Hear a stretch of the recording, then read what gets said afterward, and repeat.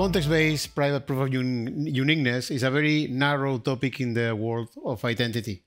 Privado ID is a decentralized identity solution following the principles of SSI, verified credentials, DIDs, all the full thing, right? It's quite wide and is quite light in its use of blockchain, right? So it's not a blockchain world, I would say. The one I'm used to move through is more an identity world. And in that identity world, there is a hot topic right now about proofs of uniqueness. So think about the last time you did this, right? And why you did it. Why are you sharing your national ID, right? What you are giving the other party, the party that is asking for this ID, is a number of things. First, that act makes you identifiable. It makes you unique. And by extension, it makes you accountable. Right? Because you will be able to be recognized the second, the third, the fourth time that you come from the same service, right? And then it can make you eligible, right? Depending on you are over 18 or you are a citizen of a certain country, et cetera, right? That is the eligibility part that comes with the attributes of your identifier. But all the other three are just on a single number, right? In your documentation, your passport, whatever, the number is the thing that gives three out of the four things that you have here. And this is, or has been until now, the source of our uniqueness for regular transactions in the real world. Now, the uniqueness is a hot topic right now in internet. It has been for a while. I mean, I think the first signal was the blue check in Twitter, which was a sad story, how it started, how it ended. But that was a signal that some certain degree of verification was needed, that we couldn't trust our identities.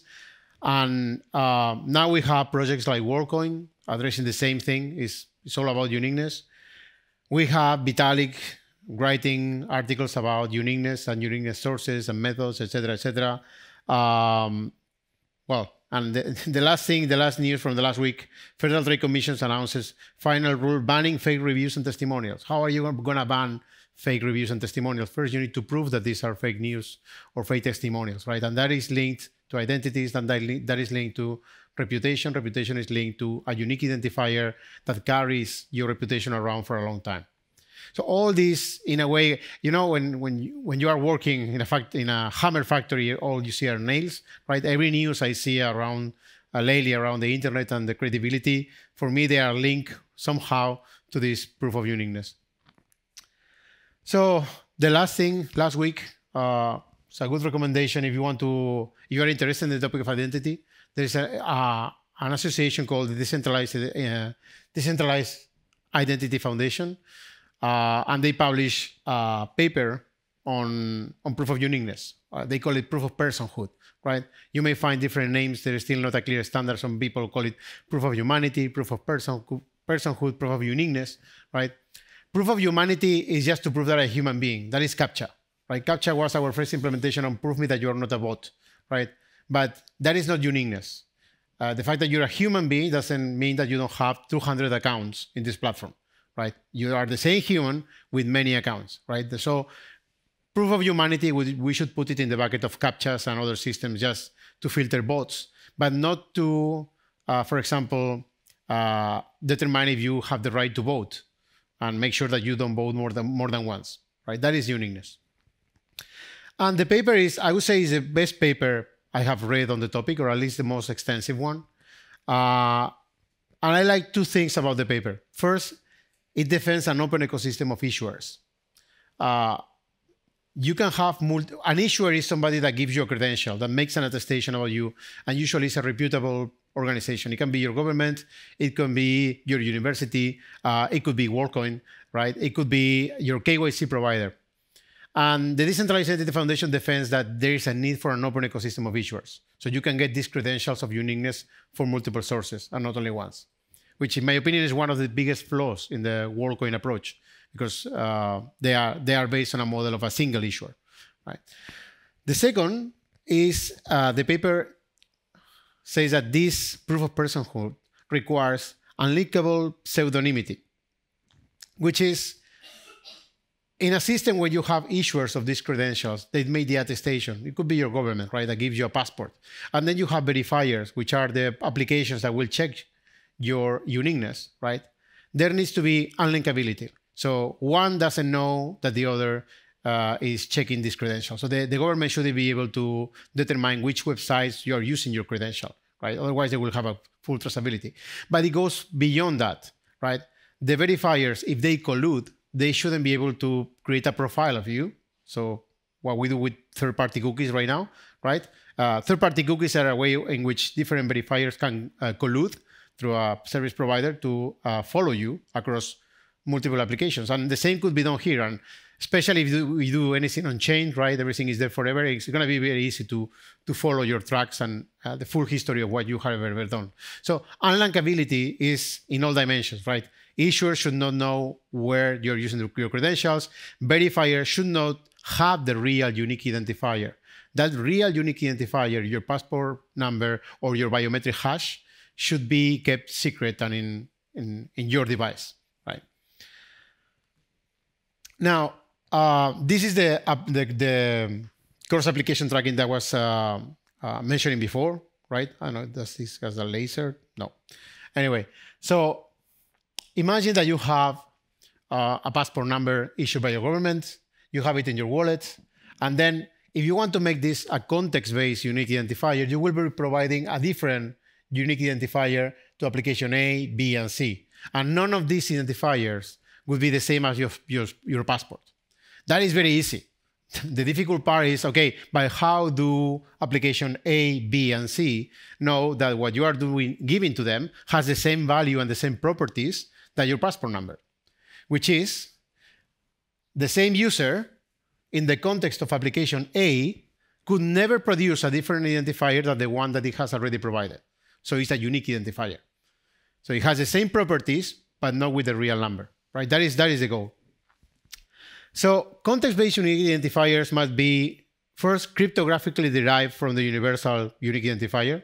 So every time I say unique identifier, you can think passport number or you can think biometric hash, because there are not many other options, right? So it's either government issued ID or biometric hash of iris, face, palm, whatever you want, right? So this universal unique identifier, which is, by the way, probably the most sensitive thing that you will have in terms of data, right? Because this is universal traceability, universal bans, et cetera, that thing, right? The context-based version of it should be cryptographically derived, so it's very verifiable. The second thing, it needs to be cryptographical verifier that the context-based unique identifier was generated for a valid, trusted UID credential. So it's not only to say this number A89, blah, blah, blah, is generated from that. I can prove that, but I also need to prove all the chain of trust. I need to prove that this original number here came from a valid credential passport issued by a known issuer with a very well-known public key. So it's a full chain of trust, right, that needs to be conveyed in the unique identifier. Be always the same in a given context. So if I define a context as application A and application B defines another context, you can think in context as sessions, right? We establish a session with an application, right?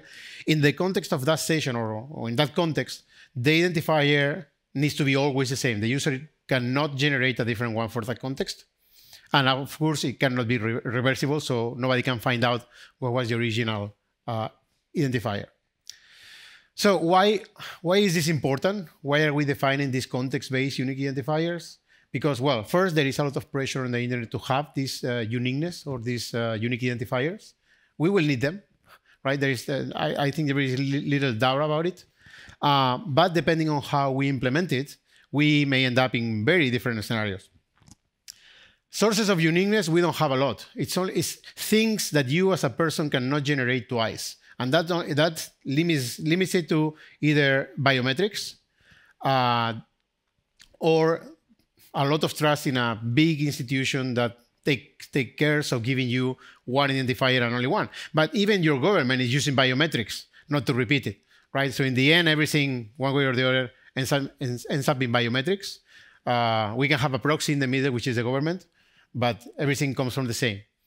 So if we go for universal verifiers, the the scenarios are quite bad, as you can see, right? There is no anonymity, identity theft. Well, the worst version is where we go with universal verifiers and biometrics.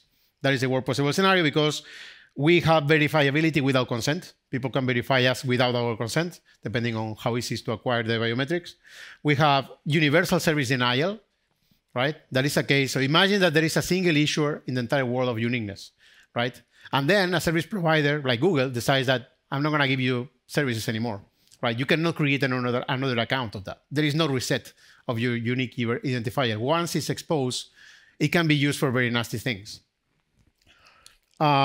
Social scoring, like we have seen in China, right? We can start implementing reputation systems, scoring systems. If you thinking how I think the way we describe it is the customer dictatorship, right? Once they started with the stars in Google Maps, tagging restaurants and hotels and giving it 4-star, 5-star, 3 stars, and with that, we came into the scenarios where we, the customers, are like small dictators, right? We can easily damage the reputation of a commerce for a very long time and have zero impact. Now, apply the same to you. The reason why we can do that with the businesses is because the businesses cannot change their name overnight. They cannot move to another street. They have a permanent residency and a name that they value, so they cannot change overnight. Actually, discotheques, they do that very often. When their reputation goes down, they just change the name, right?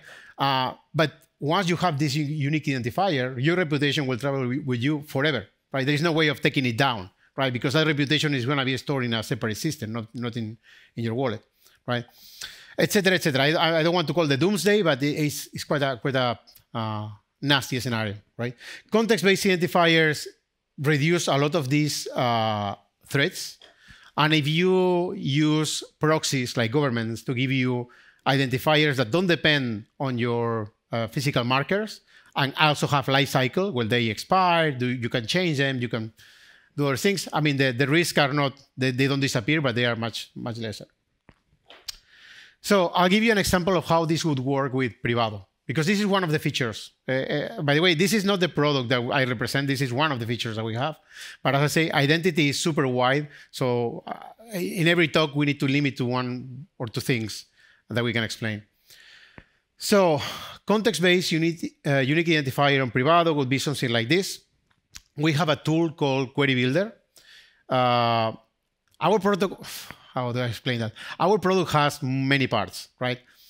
If you're an application developer, you can post a question to the identity wallet of the user. And the question could be, prove me that you're a human being, prove me that you're unique, prove me that you're a very thing, that you're a resident of this country, or you have passed KYC, right?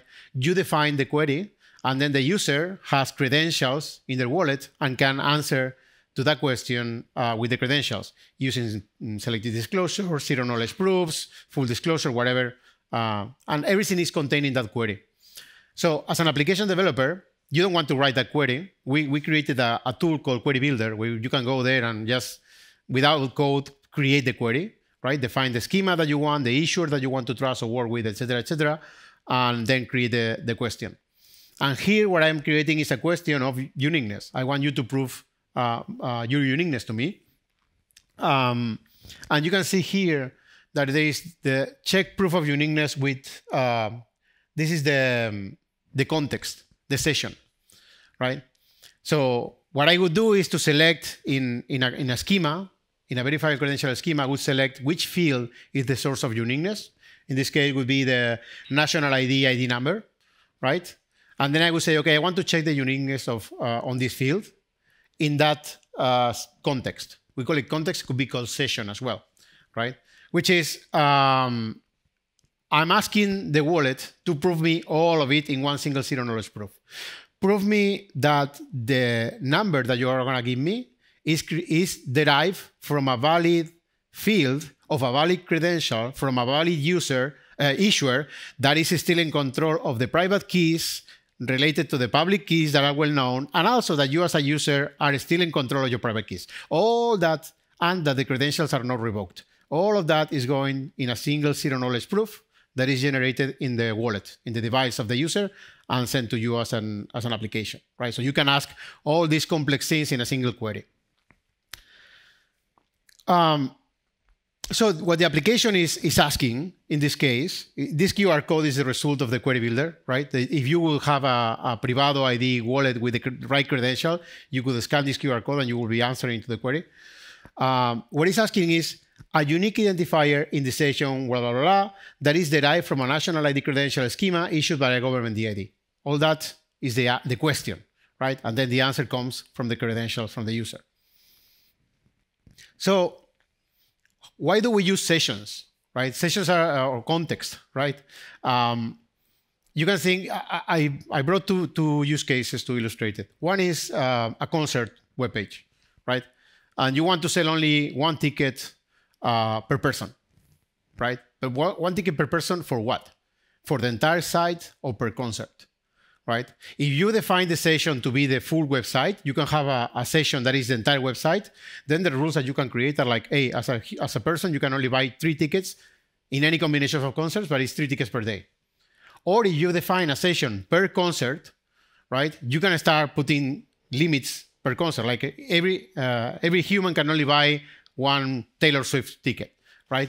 In a DAO, the example is even more interesting because in a DAO, most DAOs will be okay having a single session for the entire DAO, right? And that's it, because the only thing I want to know is that in every vote or in every decision, you only vote once, right? And that is good enough.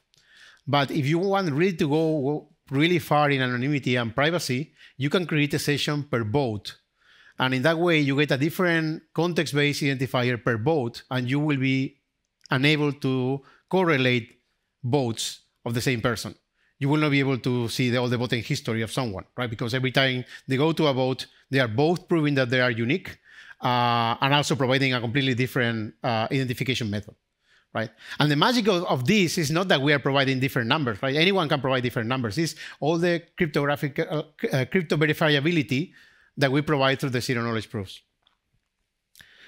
And last but not least, pairwise DIDs. This is something that is a similar technique, but I think it's also worth explaining. Everything I have said so far is how we transform or use the content inside of a credential. How many of you are very familiar with DIDs and verifier credentials?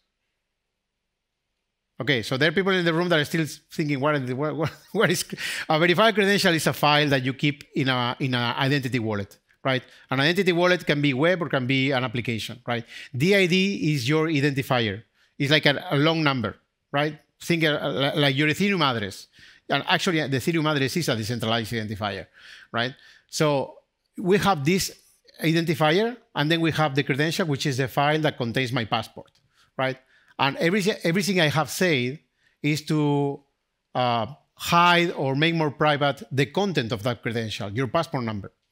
But you may think, okay, but when I send a transaction on chain, I'm exposing my Ethereum address, right? So in this case, where I'm presenting a verifier credential, I am doing that showing my DID, right? So what is the point? So people may not know what is my passport number, but they can still trace my activity by following that DID, right? For that, we apply a similar technique, different technology, but we call it pairwise. It's called pairwise DID, which is for each one of these applications, these interactions, we also generate a different DID. So to application 1, 2, and 3, you're presenting a different identifier. That is your, let's say, techie identifier. And then when they ask you for your passport, you are sharing a different number linked to your passport to each one of them, right? And in this way, you get the necessary privacy to deal with something as sensitive as uniqueness, right? All this is becoming more and more relevant because AI, right? And how accessible, easy, and democratized is to fake things, right? And to impersonate and to create synthetic identities. And so it's going to become more and more pressing, right? There is no coincidence the existence of WorldCoin and the implication of some almond in WorldCoin. There is no coincidence in the race of biometric-related projects, right? All this is coming because it's going to be needed, right? So our mission is to build something that can accomplish that without undermining our privacy, right? And make sure that if we do this in the wrong way, it's going to be a political decision, but not a technical impossibility. Thank you.